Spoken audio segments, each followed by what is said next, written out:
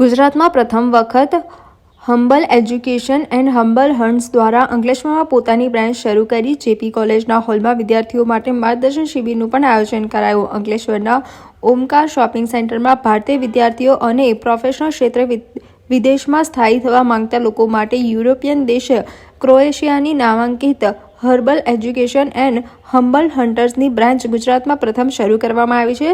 સાથે ભરૂચની જેપી કોલેજના હોલમાં વિદ્યાર્થીઓ માટે આ અંગેની માર્ગદર્શન શિબિરનું પણ આયોજન કરવામાં આવ્યું હતું. આજકાલ લોકો વિદેશમાં પોતાના બાળકોને ઉચ્ચ અભ્યાસ માટે તેમજ સ્થાયી કરવા માટે અલગ અલગ એકેડમીઓના ચક્કરો કાપે છે, તો બીજી તરફ નિષ્ણાત લોકો પણ કામ કરવા અને ત્યાં સ્થાયી થવા માટે દોડધામ કરતા હોય છે. ત્યારે યુરોપિયન દેશ એવા ક્રોએશિયાની નામાંકિત humble education and humble hunters દ્વારા અંકલેશ્વરના ઓમકાર શોપિંગ 2માં પોતાની બ્રાન્ચ શરૂ કરી છે, જેનું opening humble education and humble હન્ટર્સના કો-ફાઉન્ડર તેમજ સીઈઓ ડેઝા ટોન ઝાનકીના હસ્તે કરવામાં આવ્યું હતું. તેમના પ્રસંગે જણાવ્યું હતું કે તેમનું મુખ્ય ધ્યેય ભારત વિદ્યાર્થીઓ અને કામમાં નિષ્ણાત લોકોને વિદેશમાં સ્થાયી કરાવવામાં મદદ કરવાની સાથે સાથે વિદ્યાર્થીઓને અભ્યાસ કરવા માટે વિઝા, વર્ક પરમિટ તેમજ પોતાની કારકિર્દી બનાવવા માટે તેઓને કાઉન્સેલિંગ કરવું અને નિષ્ણાત લોકો થકી માર્ગદર્શન આપવું છે. તેઓ ભારત માટે એક વિશેષ વિચાર ધરાવે છે કે સ્થાનિક લોકો વિશ્વ ફલક ઉપર તક તેમજ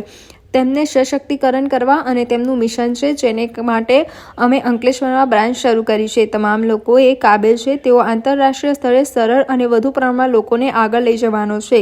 તેઓ દ્વારા ભરૂચની જેપી કોલેજમાં પણ વિદેશમાં અભ્યાસ કરવા માંગતા વિદ્યાર્થીઓ માટે એક માર્ગદર્શન શિબિરનું આયોજન કરવામાં આવ્યું હતું.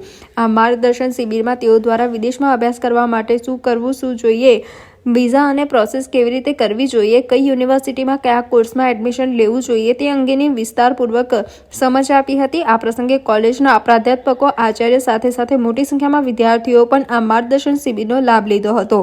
અંકલેશ્વર ખાતે શરૂ થયેલી બ્રાન્ચના ઓપનિંગ સમયે આઈઆઈસીએલ ગ્લોબલના ફાઉન્ડર આરિફ કુરેશી, આઈઆઈસીએલ ગ્લોબલના સીઈઓ ધર્મેશ દલાલ તેમજ શુભેચ્છકો મોટી સંખ્યામાં ઉપસ્થિત રહ્યા હતા.